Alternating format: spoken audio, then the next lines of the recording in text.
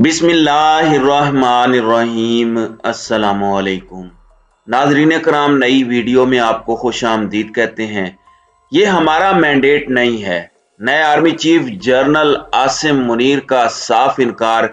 General Asim Munir के साथ खुशगपियों में मसरूफ तस्वीर बनाने वाले इमरान खान के साबिका हिमायती और अब इमरान खान के बड़े दुश्मन मोहसिन बेग ने एक बड़ा दावा किया है। बुग़्ज़ इमरान में एक और कहानी का इजाफा हो चुका है, जबकि इसके साथ ही साथ इमरान खान, जनरल आसिम मुनीर और पाकिस्तान की नई मिलिट्री लीडरशिप और पाकिस्तान की मिलिट्री एस्टेब्लिशमेंट के लिए सबसे बड़ा चैलेंज बन चुके हैं। आलमी जरीदों ने भी खबरदार कर दिया है और दी इकोनॉमिस्ट ने भी खतरे की घंटी बजा दी है।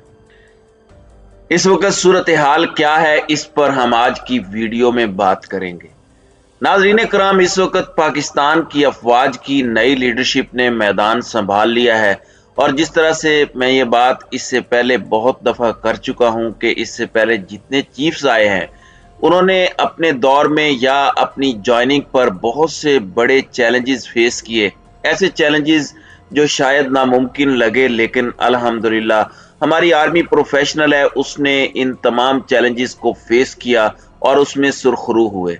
कोई चीफ आता है तो भारत के साथ कोई महाज खुला होता है, कोई चीफ आता है तो दहशत गर्दी का इफरीत सर पर होता है और कोई चीफ आता है तो अफगान वार हम लड़ रहे होते हैं। लेकिन जनरल आसिम मुनीर के लिए इस वक्त जो प्रीवियस लीडरशिप है या पिछले 8 महीने में बहुत ज्यादा वजन छोड़कर जनरल बाजवा गए हैं, वो बड़ा मुश्किल है और इस दफा चैलेंज अपनी ही आवाम का है। और अब पूरी दुनिया के अंदर ये बातें हो रही हैं। द इकोनॉमिस्ट एक ब्रिटिश वीकली न्यूज़पेपर है और एक बड़ा current affairs, international business, politics और टेक्नोलॉजी के ऊपर बात करता है और ये 1843 से पब्लिश हो रहा है और उस अखबार में एक आर्टिकल छपा है, उस पर भी आना है। और जनरल आसिम मुनीर और इमरान खान के दरमियान जो पहले दिन से खलीज पैदा करने की और मार्केट में कुछ थ्योरी जो आ रही थी कि उनके दरमियान ये इख्तलाफात हो सकते हैं, उनका भी तफसीली पोस्टमार्टम करना है। नाज़रीन कराम, सबसे पहले द इकोनॉमिस्ट का जायजा ले लेते हैं। द इकोनॉमिस्ट लिखता है कि Pakistanis turn against the army, यानी पाकिस्तानी अपनी ही फौज के मुखालिफ खड़े हो गए। General Asim has opportunity to mind his on business, यानी जनरल आसिम के पास एक मौका है कि वो अपना काम करें बस। अब यहाँ पर मैं ये समझता हूँ कि इसका जो टाइटल है इससे मुझे बहुत ज्यादा इख्तलाफ है। पाकिस्तानी अपनी फौज के खिलाफ नहीं खड़े हुए। पाकिस्तानी पिछले 8 महीने में बहुत से हर्ट जरूर हुए किसी शख्स की या किसी एक स्पेसिफिक ग्रुप की पॉलिसी से इख्तलाफ की बिना पर। मेरी फौज से मुझे कोई इख्तलाफ नहीं हो सकता। ये फौज मेरी है, ये फौज 22 करोड़ अवाम की है। ये हमारे अपने फैमिली के घरों से लोग जाते हैं, फिर जवान लाशें उठाना और एक जवान की लाश, एक शहीद के जनाजे का कर्ज हम नहीं चुका सकते। 22 करोड़ अवाम मिलकर उसके अहले खाना के सामने। अब इसके अंदर ये बात की गई है कि किसी भी चीफ के सामने जो चैलेंजेस आए हैं, किसी भी चीफ के सामने जो प्रॉब्लम्स आई हैं, उनमें सबसे बड़ा चैलेंज जो है वो इस वक्त अपनी पब्लिक है और जो इस वक्त इमरान खान के साथ है और जो एक ताल्लुकात में खराबी आई मिलिट्री एस्टेब्लिशमेंट और इमरान खान की, उसका एक बहुत बड़ा सद्देबाब करने का मौका है। और इसमें कुछ ज्यादा नहीं करना होगा जनरल आसिम मुनीर को। वो एक्सपेक्टेशंस बहुत हैं अवाम की अपने चीफ से। करना सिर्फ ये है कि इन्हें फौज को कॉन्स्टिट्यूशनल रोल में लाना है। बहुत सी जगहों पे इन्हें इतलाआत भी आ रही हैं, कुछ खुतबात के अंदर गालिबन ज़राए ये बता रहे हैं कि जनरल आसिम मुनीर ने कहा है कि कोई डॉक्ट्राइन नहीं होगा, इस मर्तबा एक ही डॉक्ट्राइन है और वो है नेशनल सिक्योरिटी पॉलिसी। जो पाकिस्तान की कौमी सलामती की पॉलिसी है उसे पढ़ लें, वही हमारा डॉक्ट्राइन है। इसके अलावा कोई अपनी थ्योरी नहीं है। ISPR के चेंजेस, दीगर कई तब्दीलियां बता रही हैं कि गालिबन बहुत सी चीज़ें ठीक भी हो सकती हैं, लेकिन अब इंटरनेशनल लेवल पर यह बात होना शुरू हो गई है कि इमरान खान ایک بڑے چیلنج کے طور پر ملٹری لیڈرشپ کے سامنے آ گئے ہیں۔ اب یہاں پر محسن بیگ صاحب، آپ کو یاد ہوگا کہ انہوں نے اپنا پستول نکال لیا تھا، پھر یہ اندر بھی رہے، عمران خان سے ان کے بہت سے اختلافات بھی تھے، پھر یہ عمران خان کے بہت قریبی ہونے کا دعویٰ بھی کرتے رہے، اور اس تنازع کے اندر بھی بہت سی تھیوریز ہیں۔ ایک تھیوری یہ بھی ہے کہ محسن بیگ کے ساتھ زیادتی ہوئی اور انہیں وکٹمائز کیا گیا، تو یہ بھی ایک تھیوری ہے، یعنی ایسا نہیں ہے کہ یہ نہیں ہے۔ پھر دوسری تھیوری یہ ہے کہ محسن بیگ نے جو رسپانس دیا ریاست کے ساتھ، آپ بندوق نہیں تانتے، یہ بھی ایک عجیب سی چیز تھی۔ اب جب جنرل عاصم منیر نے اپنی کمان سنبھالی تو محسن بیگ کی ان کے ساتھ ایک تصویر بھی آئی، جنرل صاحب اپنی وردی میں ہیں اور کوئی گپ شپ ہو رہی ہے، صحافیوں کے ساتھ مختلف لیفٹیننٹ جنرلز اور جرنیلوں کی بیٹھکیں ہوتی رہتی ہیں اور ملاقاتیں ہوتی رہتی ہیں، اور بہت سے لوگ تصاویر اور ویڈیوز بھی بنواتے ہیں، لیکن اس کا یہ مطلب نہیں ہوتا کہ ان سے کوئی گہرا تعلق ہے۔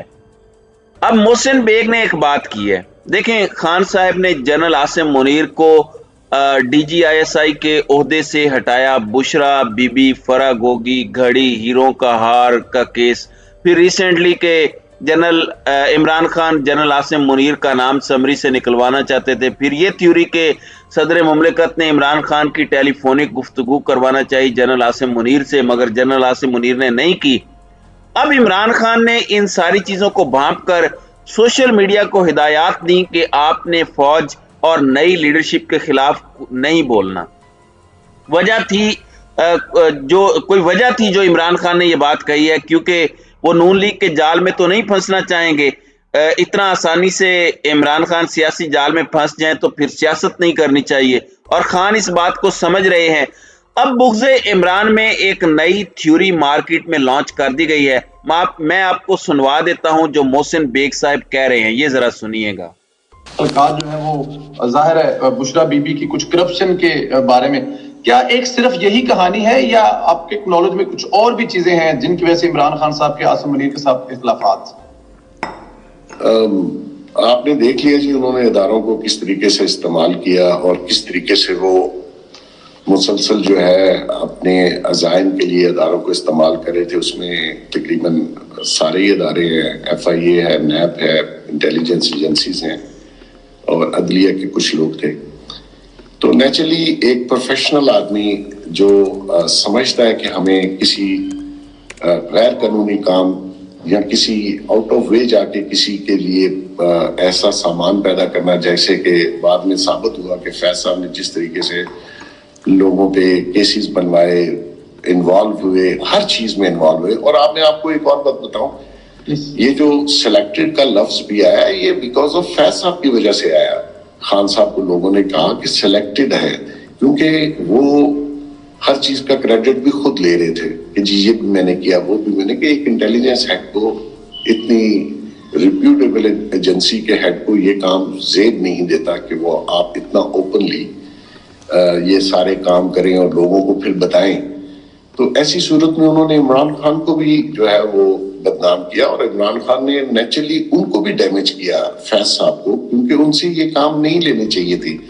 اور جب عاصم منیر صاحب ہیڈ تھے تو انہوں نے سمپلی نہ کی کہ یہ کام ہمارا نہیں ہے، یہ ہمارے مینڈیٹ میں نہیں ہے۔ مطلب یہ تھوڑی ہو سکتا ہے آپ کسی پہ 14 کلو ہیروئن ڈال دیں، یہ کام ہے آپ کا کہ ایک بندے کی پولیس کرنے کے لیے۔